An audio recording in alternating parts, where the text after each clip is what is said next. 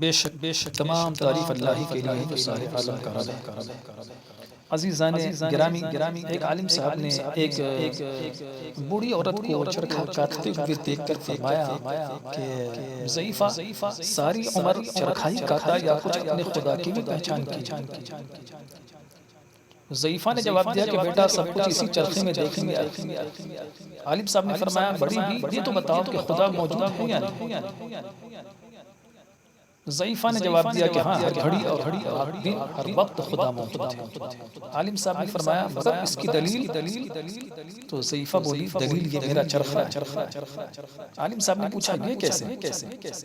وہ ضعیفہ بولی وہ ایسے کہ جب تک میں اس چرخہ کو چلاتی رہتی ہوں یہ برابر چلتا رہتا ہے، اور جب میں اسے چھوڑ دیتی ہوں تو یہ ٹھہر جاتا ہے۔ تو جب اس چھوٹے سے چرخہ کو ہر وقت چلانے والے کی ضرورت ہے تو زمین و آسمان، چاند و سورج کے اتنے بڑے چرخوں کو کس طرح چلانے والے کی ضرورت ہے؟ بس جس طرح میرے کاٹ کے چرخہ کو ایک چلانے والا چاہیے، اسی طرح زمین و آسمان کے چرخہ کو ایک چلانے والا چاہیے۔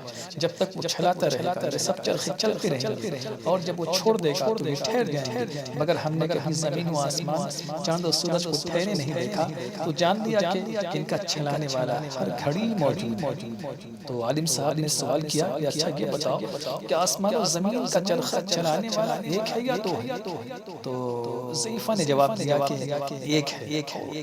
اس دعویٰ کی دلیل بھی یہی میرا چرخہ ہے، کیونکہ جب اس چرخہ کو میں اپنی مرضی سے ایک طرف کو چلاتی ہوں، یہ چرخہ میری مرضی سے ایک طرف کو چلتا ہے۔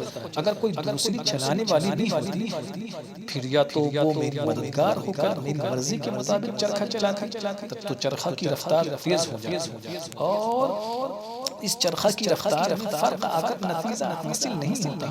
اور اگر وہ میری مرضی کے خلاف اور میرے چلانے کے مخالف جہت پر چلاتی، الٹا چلاتی، تو یہ چرخہ چلنے سے ٹھہر جاتا یا ٹوٹ جاتا۔ مگر ایسا نہیں ہوتا، اس وجہ سے کہ کوئی دوسری چلانے والی نہیں ہے۔ اسی طرح آسمان و زمین کا چلانے والا اگر کوئی دوسرا ہوتا تو ضرور آسمانی چرخہ کی رفتار تیز ہو کر دن رات کے نظام میں فرق آ جاتا، یا چلنے سے ٹھہر جاتا یا ٹوٹ جاتا۔